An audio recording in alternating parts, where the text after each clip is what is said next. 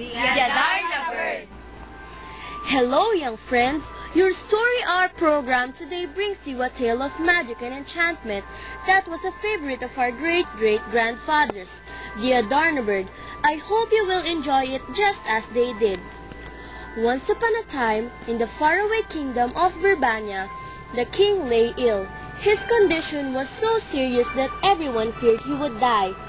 Doctors, young and old from places far and near, came to cure the king but failed. One day, the king dreamt that he would be well again. Quickly, he summoned the queen and his 3 sons, Don Pedro, Don Diego, and Don Juan, to his presence.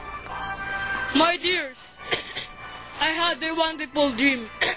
In my dream, a lovely lady appeared, saying over and over again, "If you wish to get well, my dear king, let the Adarna Bird come here to sing. If you wish to get well, my dear king, let the Adarna Bird come here to sing." Do you mean the Adarna Bird of Tabor? yes, the magic Adarna Bird of Tabor that is known all over the kingdom. But how can we bring the Adarna Bird of Tabor here? It has to be captured and then brought to the palace. That's what the lady in my dream said. We will get the coveted bird, father. Thanks, my son. But I cannot allow all of you to live at the same time. Being your eldest son, I beg you to let me get the Adarna Bird of Tabor. I give you permission to go, Pedro. May God bless and guide you on your journey.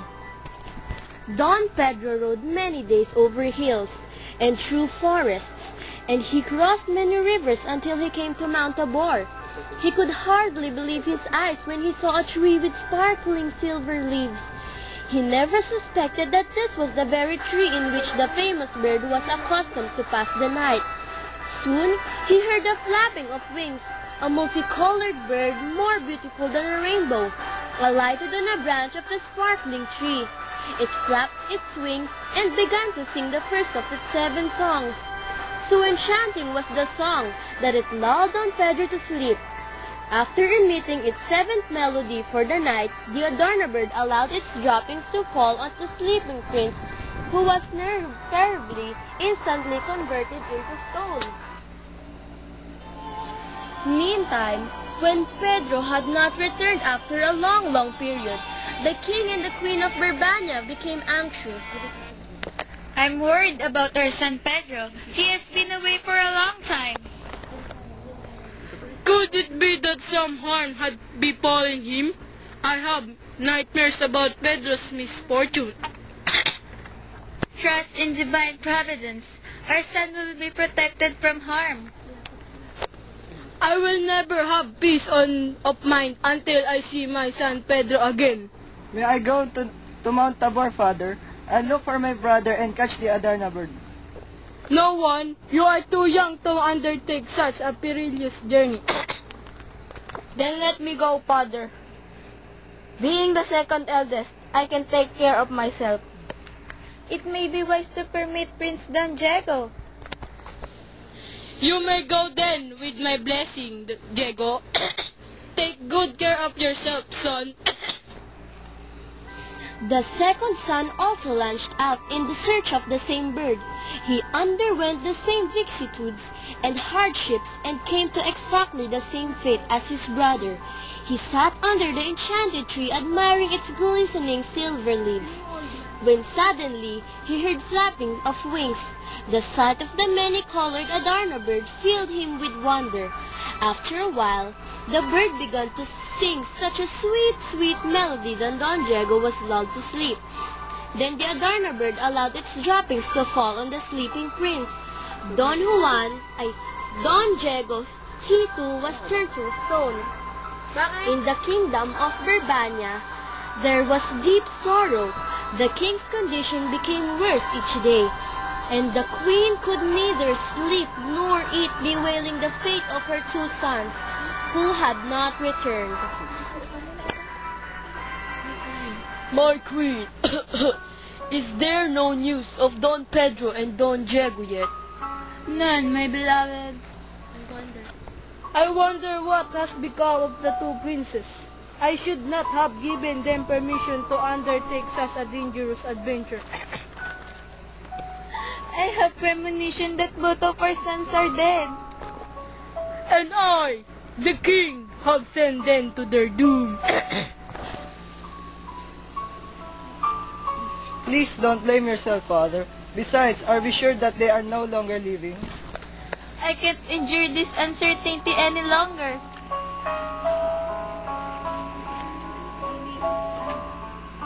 I may be young in years, but I am strong, Father. I am hopeful that I'll find my brothers and bring home the Adarna Bird too. Our son Don Juan is wise and kind. God will surely protect him. I beg you, Father. Go then, my son. May God guide you and preserve you for our kingdom. Early the next morning, Prince Don Juan started on his perilous journey in search of the elusive bird. At the bank of a river, at the foot of Mount Tabor, he met a ragged old man who seemingly wanted to cross. Good day, old man. Do you wish to cross the river? Yes, indeed. But my knees are wobbly and my muscles stiff. I cannot cross alone. I'll help you, Grandpa. Now, get on my back. Here we are on the opposite shore, Grandpa. Thank you, son. But you look tired and hungry. There is some bread and cheese in my bag. Let's share my poor fare under the shady tree. Thank you very much. I am weak from hunger. The beggar shared Don Juan's canned food. He was so impressed by the virtues and good manners of the young prince, and knowing the mission on which he had embarked, put him on his guard against the treacheries, intrigues, and cunning of the famous bird. Then the old man spoke. One good turn deserves another. I know where you are going, son. However, your task is difficult and you need help. When you arrive at the top of the next mountain, look for a little stone hut where lives a hermit. He will tell you what to do. Thank you very much, Grandpa. I cannot tarry much longer. Good luck and may God be with you. Just as the old man had said, Don Juan saw the stone hut. There, an old hermit greeted him cordially as if he had been expecting Don Juan.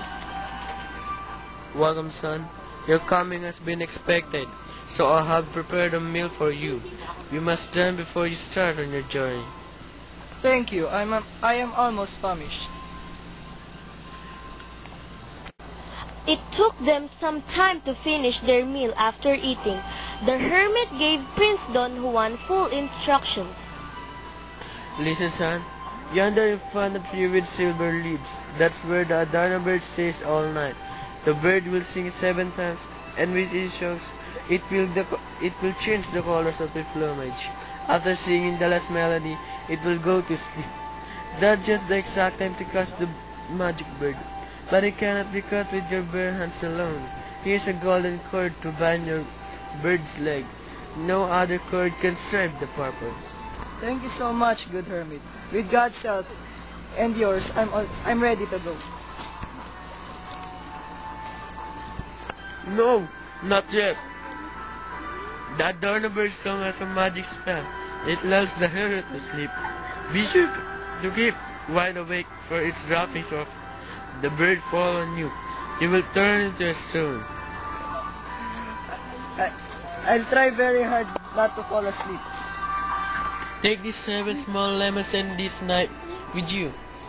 Then after each songs, make a cut on your arm and squeeze the lemon juice over the wound. The pain will keep you awake. Avoid any droppings that may fall you from the bird. Thank you for your advice. The Adarna Bird will never find me napping.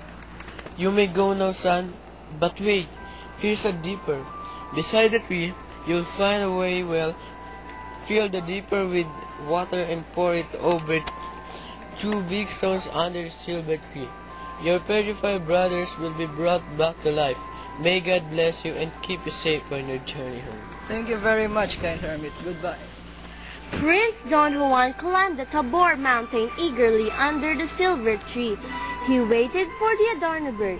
Soon he heard the flapping of wings which at once began to sing. How sweet its song was! Don Juan could hardly keep his eyes open as he listened, remembering the hermit's advice. However, he quickly made a cut on his arm and then squeezed the juice of a lemon over the wound. The pain kept him wide awake. When the song ended, the bird flapped its wings and its colors changed while it sang. 7 times, Don Juan made a small cut on his arm, and in this way, he managed to keep awake the whole night. Just as the hermit had told him, the Adarna Bird allowed its droppings to fall after the 7th song, and then it closed its eyes and went to sleep. Stealthily, Prince Don Juan climbed the silver tree and bound the bird's legs with a golden cord. Carrying the bird, he filled his dipper with water from the little well and poured it over the 2 big stones under the tree. In an instant, the 2 stones began to move and assumed human forms. Don Juan recognized his 2 long-lost brothers, Prince Don Pedro and Prince Don Diego. Standing before him, he could hardly believe his eyes until they spoke. Why are you here, Juan? And you too, Pedro? I fell asleep. So did I. I woke up just now. But look, what are you carrying, Juan? It's the Adarna Bird. Indeed, it is. When and how did you catch it, Juan? Let's hurry home, my brothers. The king and queen, our parents, are greatly worried about you. Had I not fallen asleep, I would have caught that bird. I would have got the Adarna Bird too. Come, let's tarry no longer. The 3 brothers were soon on their way to the kingdom of Verbania. But Don Diego and Don Pedro were envious of their young brother's success. Don Pedro had a plan, and what an evil plan it was.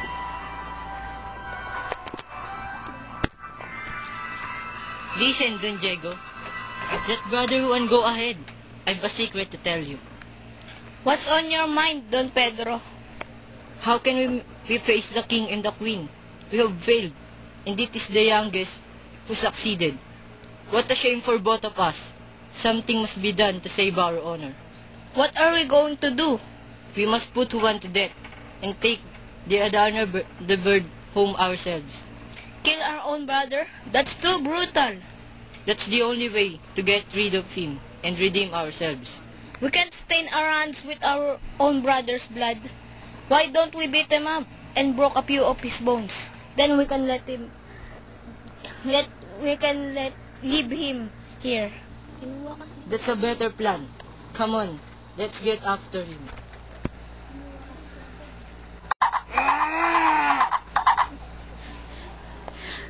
Don Diego and Don Pedro beat Prince Don Juan because of envy. After getting the Adarna Bird from their unconscious brother, they rode back to the palace, where the king and the queen anxiously awaited them. My sons, we are glad you have returned. But where is Prince Don Juan? He came to look for you. We haven't seen our youngest brother. I know nothing about Prince Don Juan. Is it possible that some misfortune has befallen him? Poor Don Juan. I shouldn't have allowed him to go. He is too young. Father, be of good cheer. My brother Pedro and I brought the Adarna Bird, which has the power to make you win. Let us forget Don Juan and listen to the song of the Adarna Bird. Sing at once, Adarna Bird, and bring the king back to health. I command you to sing, Adarna Bird. The king is waiting for your sweet song. I have made doubts that you have brought that Adarna Bird. Of course, this is the Adarna Bird, Father. This is the Adarna Bird from Mount Tabor. My sons, This bird doesn't look so pretty as the bird I saw in my dream. In your dream. A beautiful bird is sung in your dream. The bird is speaking. Your Majesty, I am the Adarna Bird of Tabor, but I feel so miserable that my heart is almost breaking. That's why I refuse to sing. Why do you feel sad, my dear Adarna Bird? Because your son who captured me now lies unconscious and helpless on the road. Which son, Adarna Bird? The Prince Don Juan? Our youngest son captured you? Yes, your brave and kind son, the Prince Don Juan, succeeded where Don Diego and Don Diego failed. And these two wicked princes would have been dead, but by Don Juan they were both saved. That's not true. We haven't seen our brother Don Juan. The Adarna Bird is lying, Father. What have you done to your youngest brother? Tell me the truth. What has become of Don Juan? I know nothing. I haven't seen our brother since I left the kingdom for Mount Tabor. They are liars, your elder sons, O king, for they beat Prince Don Juan and abandoned him bleeding in a lonely field. How could you do such an evil thing to your own brother? You shall be punished for this misdeed. Soldiers, bind them and take them out of my sight.